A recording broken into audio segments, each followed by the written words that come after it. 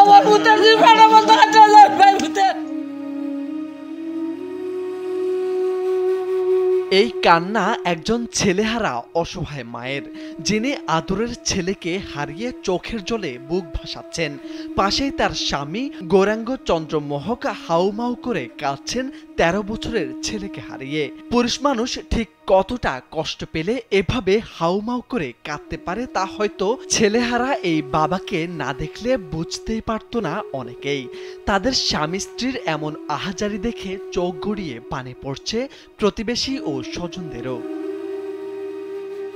জানা গেছে ১৩ বছর বয়সী স্কুল ছাত্র অনয় চন্দ্র মোহক নিখোঁজ হয় গেল ১৪ জানুয়ারি। পরে অচেনা নম্বর থেকে তার বাবা মাকে ফোন দিয়ে জানানো হয় তাদের ছেলেকে অপহরণ করা হয়েছে। ইডেন বে কক্সবাজার সমুদ্র সৈকতের উপর নিজেদের একটি ঠিকানা।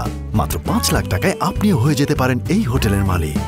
১ লাখ টাকা মুক্তিপণ দিলে ছেলেকে ফেরত দেওয়া হবে। বাবা মায়ের মন, সন্তানকে ফিরে পেতে সবকিছুই দিতে রাজি তারা। তাই কথা মতো প্রথমে ২০,০০০ এবং দ্বিতীয়বার ৮০,০০০ টাকা দেওয়া হয় অপহরণকারীদের। মুক্তিপণের টাকা দেওয়ার পর তাদের ছেলেকে ফিরে পান, তবে জীবিত নয়। নিখোঁজের ৫ দিন পর রবিবার বিকেলে আড়িয়াল খান নদে ভেসে ওঠে ছেলের মরদেহ। আর এতেই কান্নায় ভেঙে পড়েন বাবা মা সহ স্বজনরা। সন্ধ্যা ৭টা বাজে, ৭:৩০ বাজে বাসাতে খাতা কিনতে হয়, মা কইতো খাতা কিনতাম, খাতা নাই, দৌড়ে খালি বাইরেছি। যাওয়ার পরে আমি আর হের আব্বা ছিলাম হাসপাতাল, আমার আব্বার অসুস্থ। এর মধ্যে হের আব্বা ফোন দিছে ১.৫ ঘন্টা এসে পরে আর আব্বিয়া ফোন, আমার ভাইকে ফোন দিছে, আব্বিয়া বেরে আমার তো ভাইতাছি না। ইয়ার অনেক ভোরবেলার দিকে আমার এক আত্মীয়ের মোবাইল থেকে আমরা প্রথম ২০,০০০ টাকা দিলাম। দেওয়ার পরে কিছুক্ষণ পরে আবার ফোন দিল, বলতেছে বাকি টাকা দেওয়ার জন্য। বলছে ১০টার পরে টাকা দিতে হবে, ১০টার ভিতরে। কিছুক্ষণ পরে ফোন দেয়। নিহত অনয় নরসিংদীর বেলাবো উপজেলার বেলাবো মাতিয়ালপাড়া গ্রামের বাসিন্দা। সে বেলাবো পাইলট সরকারি মডেল উচ্চ বিদ্যালয়ের ৮ম শ্রেণীর ছাত্র ছিল। তার নিহত হওয়ার ঘটনায় সহপাঠী ও শিক্ষকরাও শোকে স্তব্ধ হয়ে যায়। এত ভদ্র নম্র ১৩ বছর বয়স হলে কি বসে বড় সড়ো হয়ে গেছে। এই পর্যন্ত আমরা হাজার হাজার লাখ লাখ মানুষ মনে বসাইছি, একটা মানুষ যদি হার না কোনো ব্যাড রেকর্ড দিতে পারে। আমার হাজব্যান্ড, আমার দেবর কোনোদিন কারোর সাথে আমরা ঝগড়া বিবাদ করি নাই। আমরা হিন্দু মুসলিম সব একসাথে থাকি, এক জায়গায় থাকি, কোনো বিবাদ নাই। কি শত্রু, কি কারণে? আমরা একসাথে প্রাইভেট পড়তাম, ও আমাদের সাথে প্রচুর মিশতো, এত বেশি কথা বলতো না, কিন্তু আমাদের সাথে যে একটু বলতো অনেক ভালোভাবে বলতো। ওকে যে নিয়ে গেছে তারপরে আমরা অনেক আতঙ্কে ছিলাম, ওর জন্য অনেক কষ্ট পাচ্ছি। আমাদের স্কুল সহ স্কুলের সকল ছাত্রছাত্রী শিক্ষকবৃন্দ সবাই আমরা মর্মাহত, এবং আমরা এই হত্যাকাণ্ডের এই হত্যাকাণ্ডটা কীভাবে হয়েছে কি আমরা কিছু জানি না।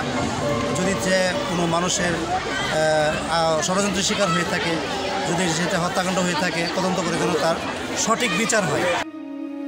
এদিকে প্রশাসন জানায় নদীতে ভাসমান মরদেহের খবর পেয়ে ঘটনাস্থল পরিদর্শন করেছেন তারা। লাশের সুরথাল ও ডিএনএ টেস্ট করে ব্যবস্থা নেওয়া হবে।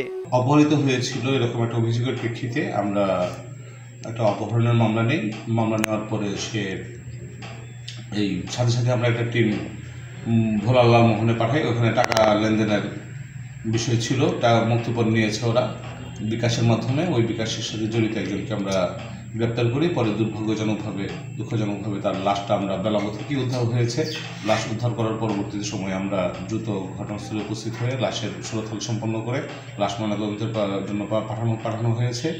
এই হত্যাকাণ্ডের বিষয়ে যত দিক আছে সকল দিক আমরা বিবেচনায় রেখে তদন্ত করছি। পুলিশ ও পরিবারের লোকজনের সঙ্গে কথা বলে জানা গেছে গেল ১৪ জানুয়ারি সন্ধ্যায় অনয়চন্দ্র মোহক শিক্ষা উপকরণ কেনার জন্য বাড়ি থেকে বেলাবো বাজারে যায়, কিন্তু তার আর বাড়ি ফেরা হয়নি।